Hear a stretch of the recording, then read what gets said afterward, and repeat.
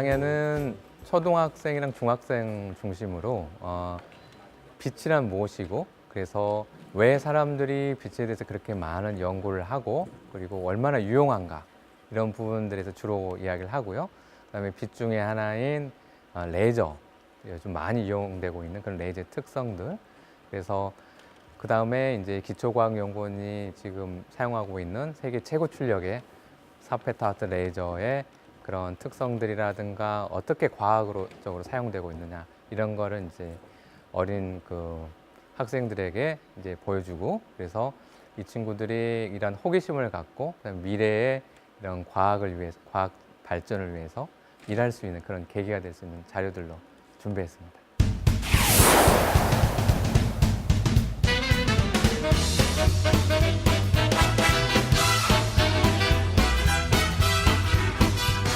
알다시피 여기 지구에 생명체도 없고, 그래서 사실 모든 에너지 근원은 태양이에요. 그래서 하지만 이 태양을 어떻게 잘 이용하느냐, 이런 연구들을 많이 하고 있죠. 오늘 이야기는 여기서부터 시작할까 하거든요.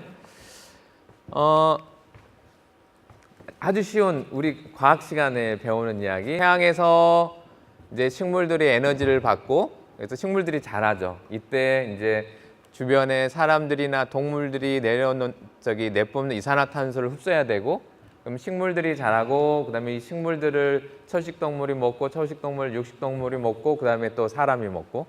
그래서 이런 생태계, 우리는 이제 에코시스템이라고 그러는데, 이런 생태계가 잘 이루어져야 여러분들이 살 수 있고, 사실 지금 어른들이 이런 생태계를 잘 유지시킬 수 있도록 노력해야 여러분들 삶이 더 좋아지죠. 사실은 오늘 오면서도 미세먼지가 좀 있었어요. 가장 에너지, 태양열을 쓸 수 있는 가장 그 유명한 부분이, 그 알려진 부분은 태양전지예요. 여러분들 태양전지 많이 보잖아요. 길 가면서도 주변에 들판에도 태양전지 이렇게 판들이 많이 세워져 있어요. 그래서 지금 현재 가장 큰 태양전지 발전소는 1500메가와트. 여러분들 메가라는 단위 알아요?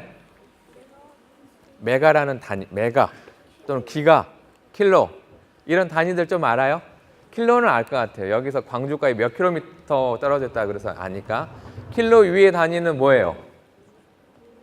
뭘까요?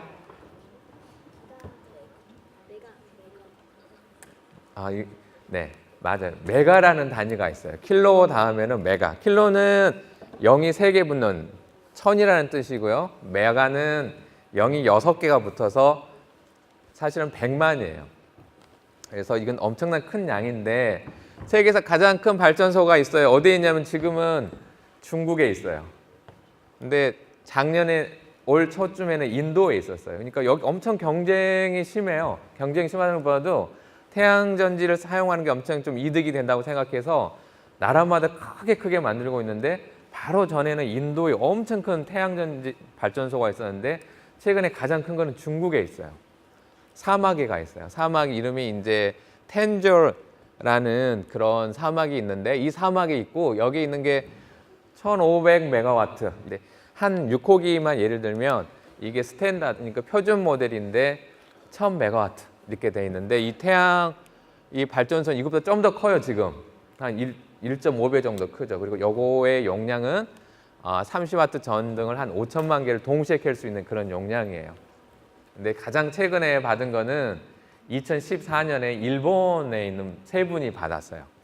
여러분들 중에 이분들은 이제 청색 LED를 만든 건데, 여러분들 LED 있죠. 주변에 저녁 때 보면 빨간색, 그다음에 약간 주황색, 청색이 있는데, 청색이 만들기 그렇게 어려웠어요. 제일 유명한 분인데 올해 노벨상을 받았어요. 뭘로 받았을까요?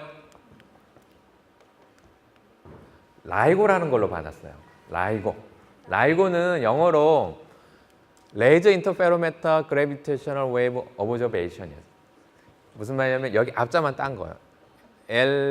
LIGO. 그래서 레이저로 중력파라는 거, 사람은 느끼지도 못하는 중력파라는 걸 측정하고 싶다. 이 연구가 40년이 넘었어요. 이쪽하고 뭔가 있어요. 근데 뭐가 있냐면, 이게 빛하고 관련됐다고 그랬잖아요. 어떻게 관련돼 있냐면, 이쪽에서 빛이 갔다 와요. 여기서도 빛이 갔다 와요. 이게 4km 정도 된다고 하는 것 같아요. 갔다 오게 돼 있는데, 여기서 온 빛과 여기서 온 빛을 서로 비교해요. 자, 아무 일이 없을 때는 그 시간차, 사실은 실제 이제 광학에서는 이제 보는 방식이 있는데, 아무튼 쉽게 설명하면 이쪽으로 갔다 오는 시간과 이쪽으로 갔다 오는 시간을 딱 비교하면 이제 항상 똑같죠.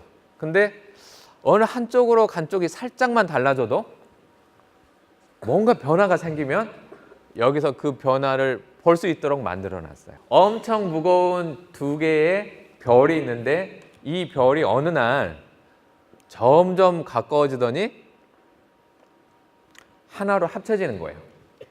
이런 현상을 사람들이 생성을 했고, 이거를 라이고라는 것을 측정을 하면 어떻게 되냐면 이런 스타일로 이런 그래비테이셔널 웨이브가 이렇게 막 진동을 하다가 어느 순간 그래비테이셔널 웨이브가 커질 거다. 왜냐하면 두 개가 합쳐지면서 그만큼의 질량, 어느 정도 질량이 사라질 거다. 그러면서 그게 중력파로 나올 거다 라고 예측을 했어요. 그래서 실제로 실험 결과들이 어떻게 되냐면, 이게 실제 측정한 실험 결과예요. 이게 한 몇 밀리세컨드라고 했던 것 같은데, 아무튼 두 개의 블랙홀 맞네요. 블랙홀 두 개가 있어요. 태양의 질량의 29배, 36배 질량의 블랙홀인데 두 개가 돌다가 그다음에 어느 순간 점점 가까워지면서 하나로 딱 합쳐졌는데, 이게 합쳐지면 62라는 태양 질량의 62배 정도 되니까 덧셈을 해보면 태양 질량의 3배만큼이 사라졌어요. 그 3배만큼이 중력파로 나올 거다. 근데 실제로 측정을 했더니 이런 결과가 나왔고, 그래서 진짜 중력파가 존재하는구나. 그래서 이걸로 노벨상을 받게 됐습니다. 여기 연결하는 여기 그 사용하는 스마트폰 같은 경우에는 보면은 전파 그 안테나들이 많아요. 근데 그 안테나 밑에는 다 광섬유가 존재해요. 그래서 그 광섬유를 타고 요 통신선을 타고 이렇게 서로 연결해 주고 있죠.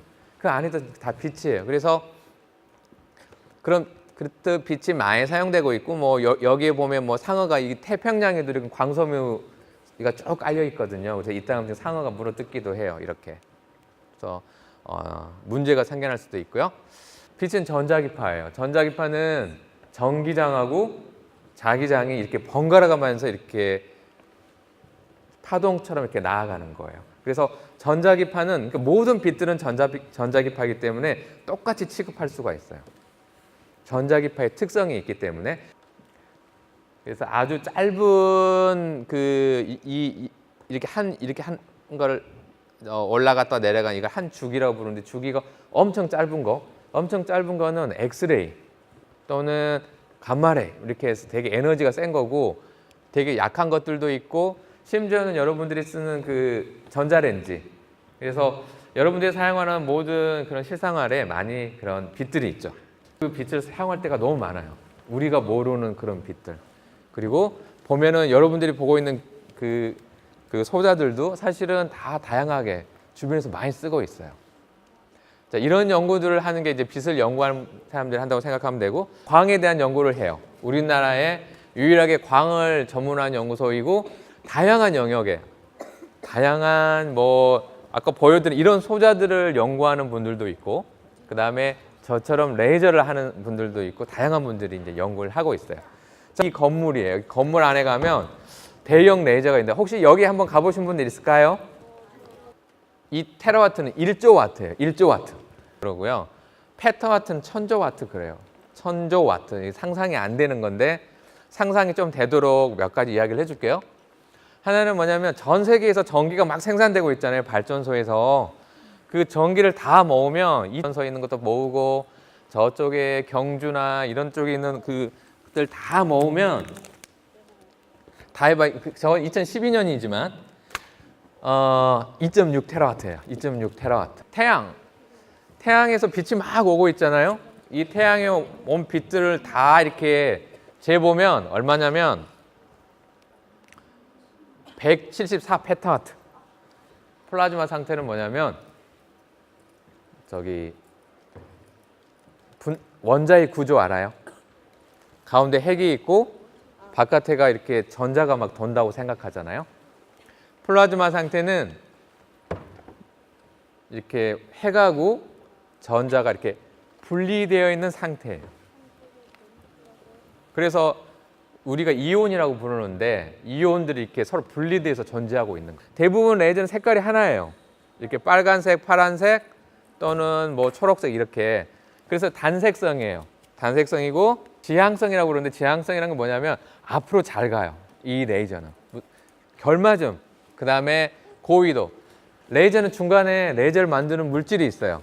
그리고 레이저를 이렇게 에너지를 주는 여기광원이라는 게 있고 그 다음에 양쪽에 거울들이 존재해요. 그래서 레이저 매질에서 빛이 한번 나와요. 그 다음에 거울에 반사되고 또 반사돼서 일부는 나가고 일부는 다시 되돌아와요. 그 다음에 이 레이저는 연속파 레이저와 펄스 레이저가 있어요. 펄스 레이저는 뭐냐면 아까도 말했지만 이렇게 축제나 이럴 때 이렇게 반짝반짝 하는 거. 이 레이저의 세기를 결정하는 게 있어요. 그게 뭐냐? 여러분들은 수학도 좋아하니까. 레이저의 세기는 이 레이저의 에너지를 시간으로 나눠주는 값이에요. 에너지가 엄청 센데 그거 아주 짧은 시간 동안에 그 에너지를 가지고 있으면 엄청나게 세지는 거예요. 이 이야기를 하는 이유가 있어요.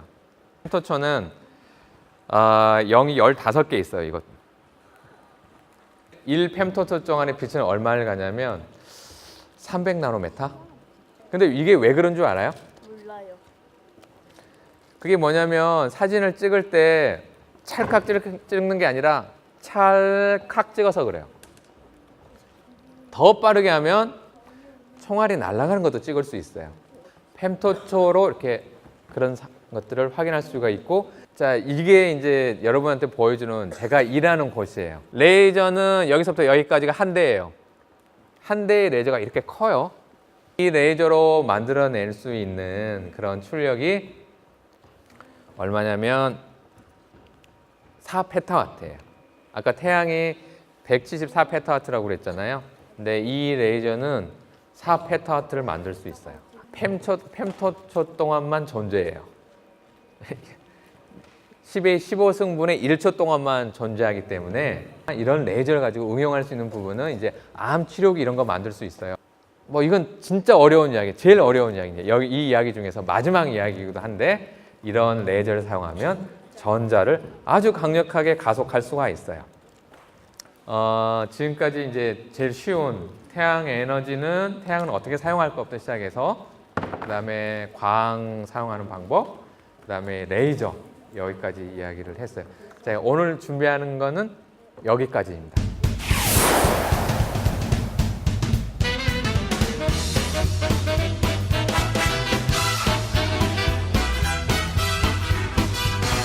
강의가 재밌어지고 더 듣고 싶어요. 제가 꿈이 과학자인데 이 강의를 통해서 빛을 관련된 연구를 하는 과학자가 되고 싶어졌습니다.